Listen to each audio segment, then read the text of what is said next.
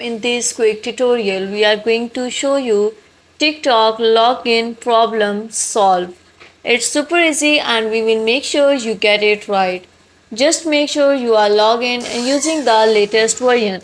Make sure to watch the complete video and follow each step carefully to avoid forgetting anything and making mistake. TikTok login problem resolved. First, you have to check your internet connection that your device is properly connected to the internet.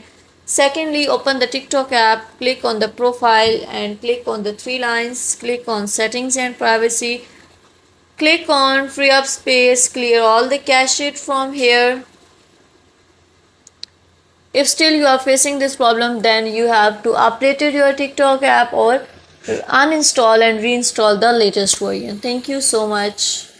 That was all. Please consider showing your support by commenting, liking, sharing, and subscribing to our channel for more valuable content in the future. Your engagement is highly appreciated. I wish you very good luck. Thanks.